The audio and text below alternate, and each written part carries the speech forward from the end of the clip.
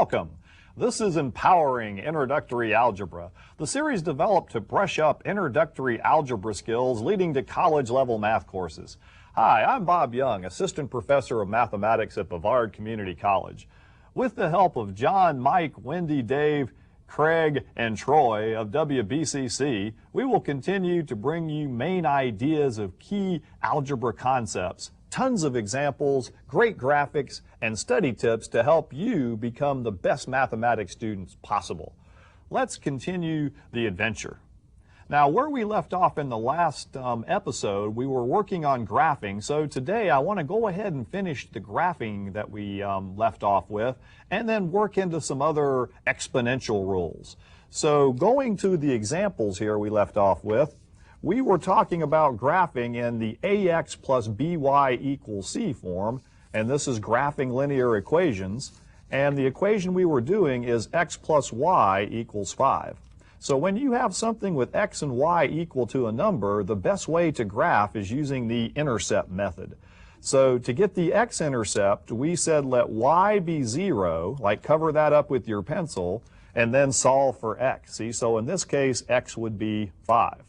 All right, and to get the y-intercept, we're going to let x be 0, so we can kind of cover up x there, and then y would come out to be 5. So we went ahead, we got our x and y intercept, and we plotted them. So 5, 0 is here on the x-axis, right there. So we'll go ahead and label that point. 0, 5 is on the y-axis. We'll come over here and label that point.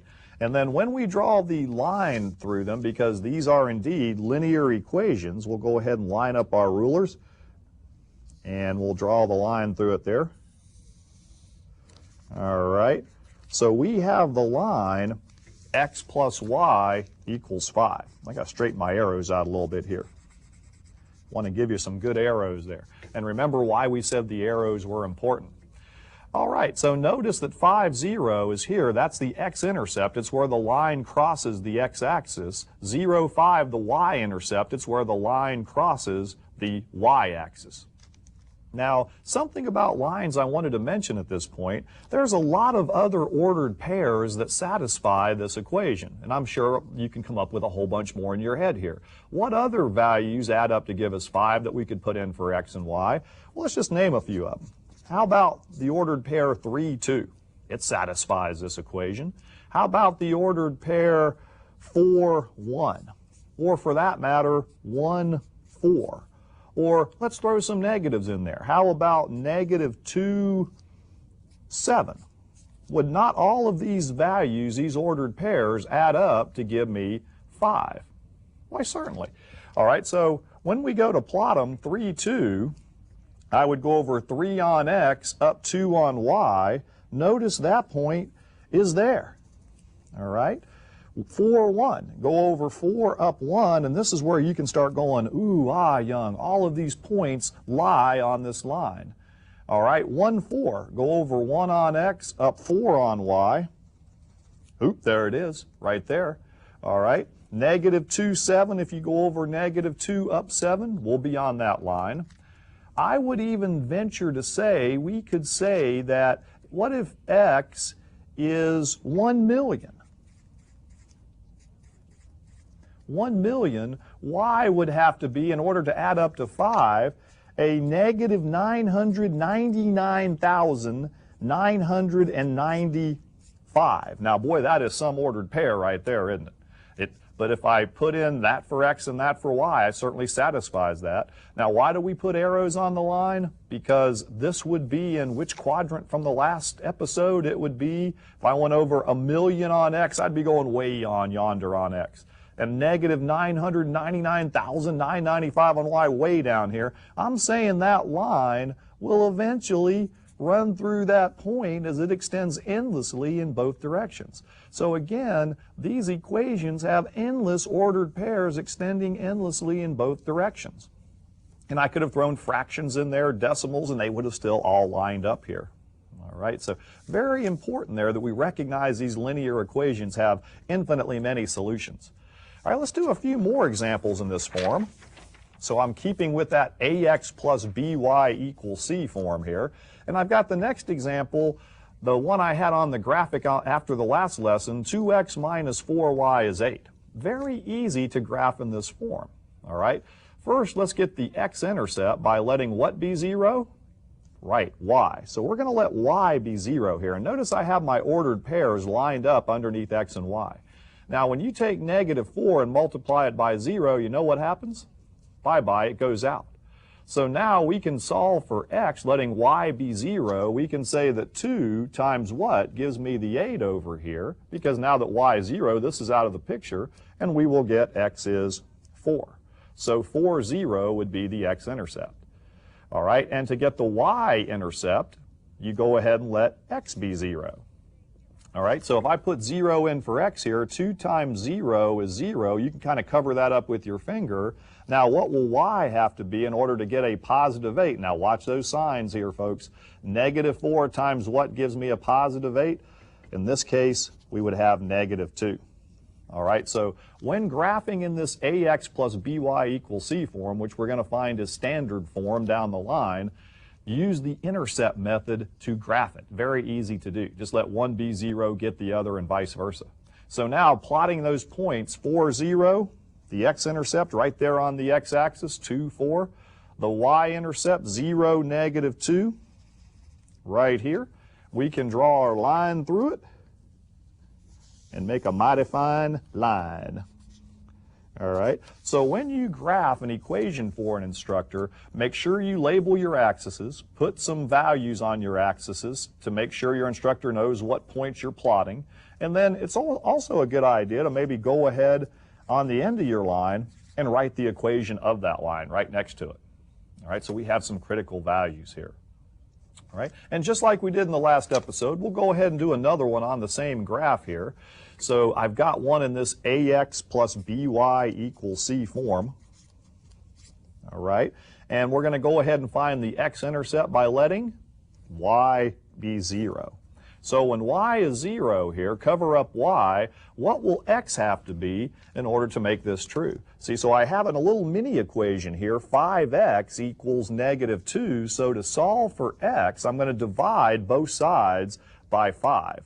So I would end up with an x-intercept of negative 2/5, 0. So don't be afraid of the fractions. You can still get fractional answers on this rectangular system, as we mentioned in the last episode. Then to get the y-intercept, you know what? We're going to let x be 0. So put 0 in there for x. And we get negative 5 times 0 is 0. That goes out. Y would then have to equal what to get negative 2? Well, it would have to be negative 2, wouldn't it? So we now have our x and our y-intercept. We can plot this second line. So let me go ahead here with a green color here on the second equation. All right, nice green there. Negative 2/5, 0 would be very close here on the x-axis, just a little bit over there.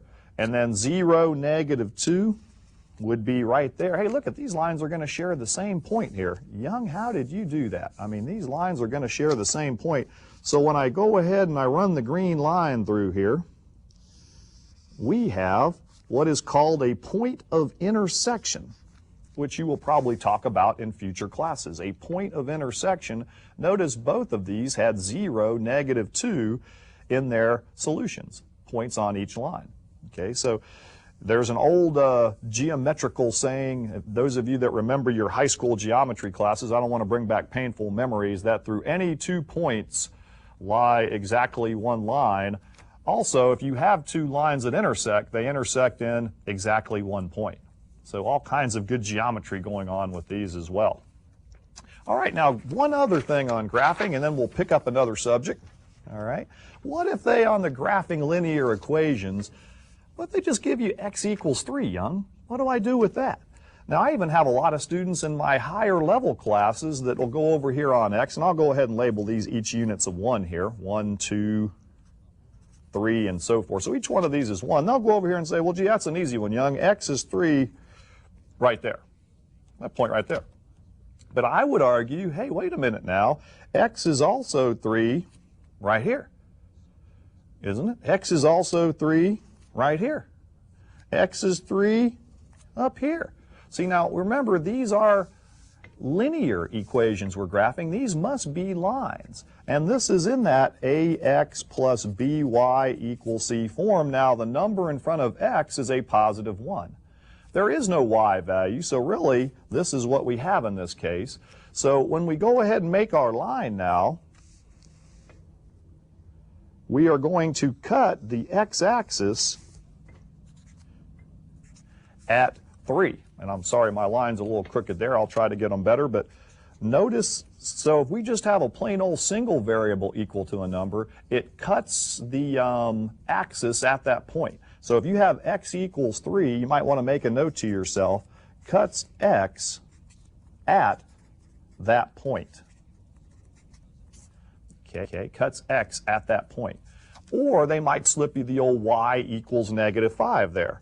All right, so with the same thinking in mind, if it cuts y at negative 5, 1, 2, 3, 4, 5, y would be negative 5 all the way up and down this line. So it would cut the y-axis at that point. So we can go ahead and run the orange line just to give some color contrast there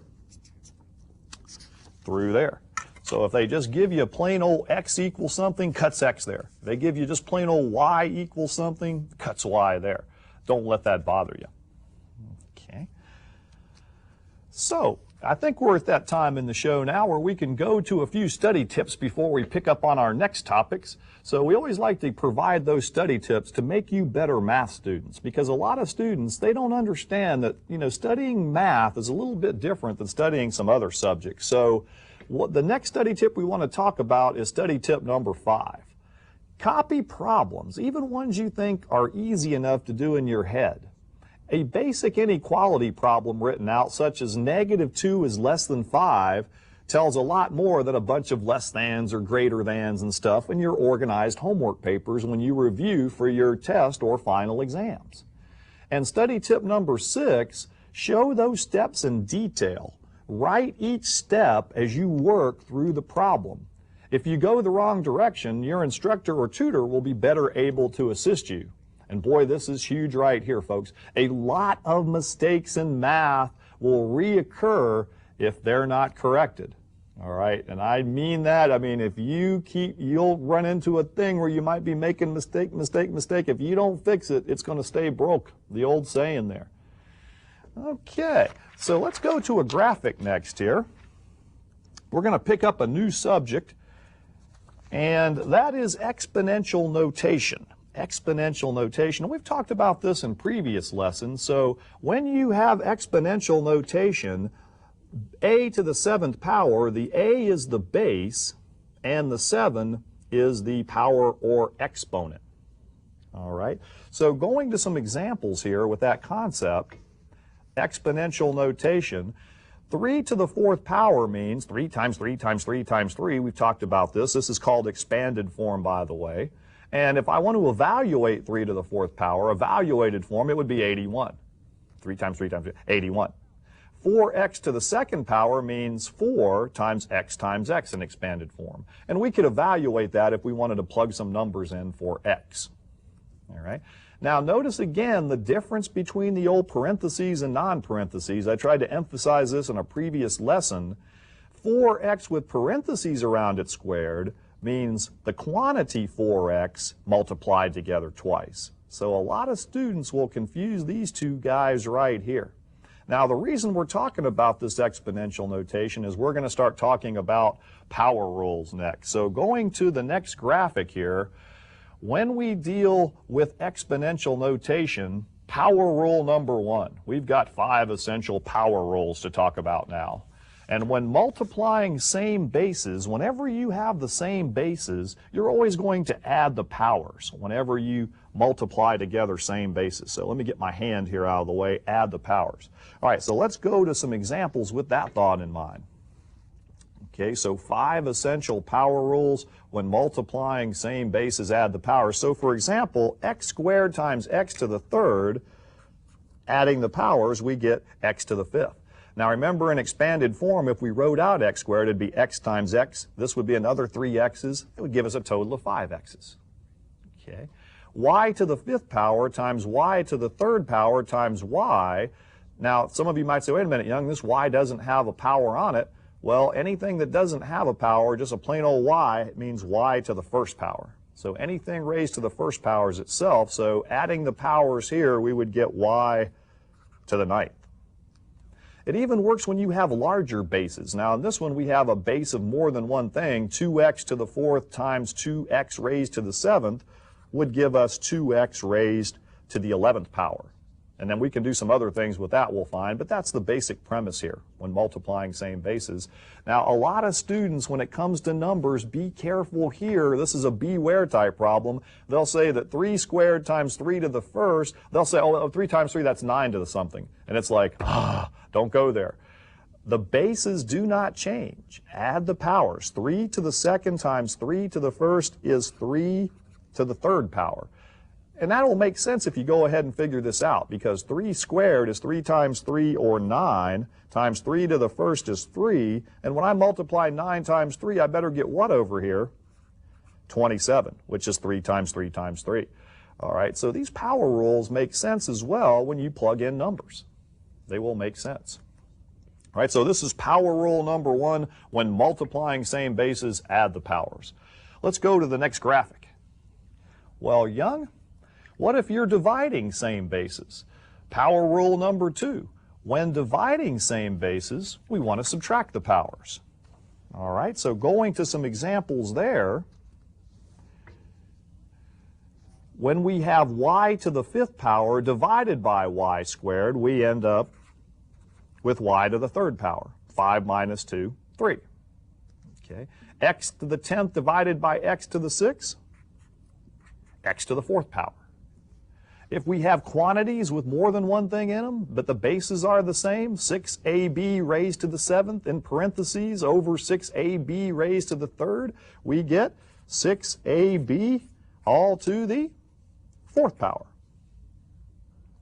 Now again, with numbers, beware here, folks, because a lot of people with numbers, if you say 8 to the 9th divided by 8 to the 3rd, they'll say, oh, 8 divided by 8, Young, is 1. Oh, be careful. Again, the base does not change. This is going to be 8 to the 6th power.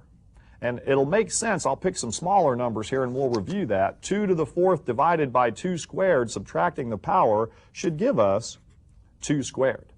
All right, so if you think about it, 2 to the 4th, if we were to evaluate it, would be 2 times 2 times 2 times 2. This would be 16. 2 squared is 2 times 2 is 4, so if we were going to take 16 and divide it by 4, we better get what over here? 4. All right, so that's why this rule works. Whenever you divide same bases, you subtract the powers on the exponents. And boy, y'all will not believe how this rule leads to all the other rules. Let's go to the next graphic. All right, now power rule number 3. Anything to the 0 power equals the number 1. Anything to the 0 power equals 1. And we already talked about the bottom part of this graphic. And anything to the 1st power equals itself. Okay, so going to some examples here, we've got power rule number 3. 12 to the 0 power, 1. Negative 6 to the 0 power. Notice I have parentheses around the negative 6. Anything raised to the 0 power is 1. Now, some of you might say, Young, why is that true? Why is anything to the 0 power 1? Now, remember the previous power rule we talked about. Let's take 2 to the 3rd power over here and divide it by 2 to the 3rd power. All right. Now, the rule is that the base, again, does not change. We subtract the powers when we divide those same bases, and we get 2 to the 0 power. But in reality, when you get something to the 0 power, you're dividing the same thing by itself. All right. So if we were to write this out, we'd evaluate that. 2 to the 3rd would be 8 divided by itself. So any number divided by itself always gives us 1. So that is why anything raised to the 0 power is 1, because to get something to the 0 power, you would have to divide the same thing by itself. Right? Now, you want to see a dirty trick on this one? We talked about those tricky exponents before. What if there were no parentheses? on that negative 6. It was negative 6 to the 0 power like that. The negative is not being affected by the power here, so this one, again, watch those tricky ones we talked about in previous episodes, would be a negative 1. So a huge difference between parentheses and non-parentheses. I can't emphasize that point enough. All right. Continuing the examples to the 0 power. All this in parentheses to the 0, 1. And notice I really made some nasty looking creatures. All right, I don't care. I've got this gargantuan thing to the 0 power, 1. All right. Now let's think about a sports team. And we know our sports teams at BCC, the BCC Titans. Now wouldn't this be a creative sign at one of the sporting events, whether it be the volleyball or baseball team or something, if we were out there watching them, or softball, number Titans to the 0 power? What would that mean? Well, anything to the 0 power is 1, and we certainly like to thank our sports teams here. We all think in our hearts they are always number 1, regardless of records or anything else. We know our coaches do a fine job and our players, so got to throw that in there. Got to throw that in there. All right, going to the next graphic.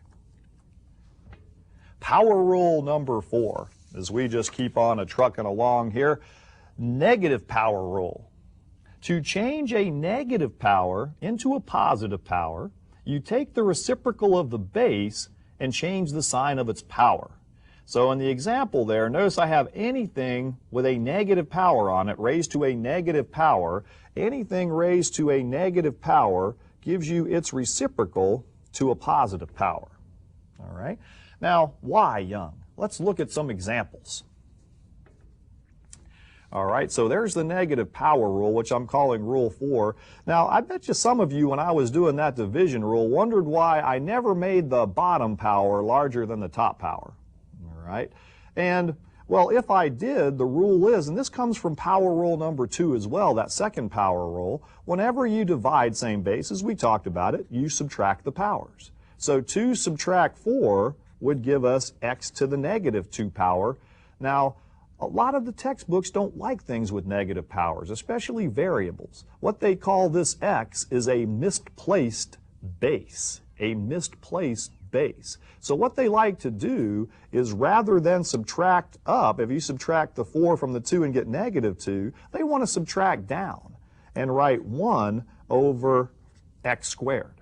All right, so do you want to subtract up 2, subtract 4 and get negative 2, or do you want to subtract down 4 subtract 2 and get positive 2?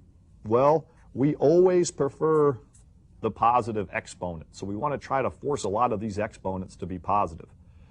All right, so that's where that rule comes from. I mean, you can subtract up or subtract down, so, you know, we want to try to keep them positive. So looking at the examples here, 7 to the negative 2nd power is the same thing as the reciprocal of 7 is 1/7 squared. So the power becomes positive in the bottom. All right, now what if the negative power is already in the bottom, Young? Does that scare you? Well, this is 1/5 here with the negative in the bottom, so the reciprocal would be 5, and that power becomes positive. And again, it's subtracting up and down. All right, now 1/4 to the negative 3rd power, they even try to throw fractions in here and make you scared. Don't be scared. Take the reciprocal of 1/4, which is 4, and then the power becomes positive. So a lot of instructors like to call this the reciprocal rule.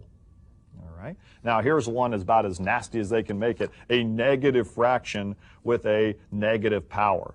So again, take the reciprocal of this base, negative 2/3 reciprocal is negative 3/2. Power becomes positive. And then if you wanted to evaluate that, you could even go a step further. You could say that's negative 3/2 times negative 3/2, and that would be a positive 9/4 for the answer. Okay. So if that negative power rule bothers you, let me just take an arbitrary letter here, y, and make that y to the negative 5th power. Now, how would we get something to the negative 5th power if you think about this? Well, we would have to have, let's say, y to the 2nd over y to the 7th, wouldn't we? I mean, and subtract the powers to get that. Or we could make this y to the 3rd over y to the 8th. And so forth and so on. All right, so again, if we subtract up, we get the negative power, but the rule is we like to subtract and keep those exponents on variables positive, so we would subtract down. So again, that's where that negative power rule comes from. So don't be confused by negative powers. A lot of students see the negative powers and they go, they get scared and stuff. Don't worry about it. All right, so this is power rule number 4. Let's go to the graphic for the 5th and final power rule for today. And power rule number 5 states, whenever raising a power to another power, you multiply the power. So on power rule number 5, we can play a little poker. Say, I'll take your power and I'll raise it to a power. And when we do that, we'll multiply the powers. All right, so let's look at some examples with that. All right. So 5 essential power rules here. So in other words, if I have x to the 8th power raised to the 10th power, I'm going to multiply these exponents together and get x to the 80th power. Y to the 7th raised to the 11th would be y to the 77th power. So students in algebra often learn that when you have something with parentheses, that means multiply. So that's another way you can kind of remember this. So something in parentheses with a power out here could mean multiply the powers. All right. Now let's try ones that got a little more elaborate things here. So we've got a to the 4th power b, c cubed, all raised to the 5th power. So all of these exponents inside are going to get multiplied by this power on the outside. So we end up in this example with a to the 20th, 4 times 5. B, now what power is on the B? Young, I don't see one. Don't panic. There's a 1 there. That just means there's 1B. So we get B, 1 times 5 is 5. C, 3 raised to the 5th would be C to the 15th power. So all of these exponents here are getting multiplied through by 5. So whenever you raise a power to another power, power rule number 5 says multiply the powers. Now here's the one to beware of, this bottom one here. When we have a number in here, sometimes students get confused. They forget to multiply the number's exponent by the power out here. Now this 3 has a power on it as well. It's 3 to the 1st. This D has one, although it's not written, D to the 1st. So multiplying the powers, we get 3 to the 3rd, C to the 6th, D to the 3rd, E to the 15th. So all the powers were multiplied by 3 here. All right, and if we wanted to, we could change the 3 to the 3rd into 27. All right, so don't forget sometimes here, some students will make that mistake. They'll say 3 to the 3rd is 9. No, that's 3 times 3 times 3 is 27. C to the 6th, D to the 3rd, E to the 15th. So that would be the final answer in this problem here if we were to evaluate that out. Okay, so in closing, stay positive even when the going gets tough. Overcome any obstacles that may stand in your path. In real life, problem solving is a necessity, and the problems encountered can be immensely more complex. Solving problems will be a great life tool, whether it is in math class, financing a mortgage, or choosing an investment. Think about it, take care, and we'll see you next time.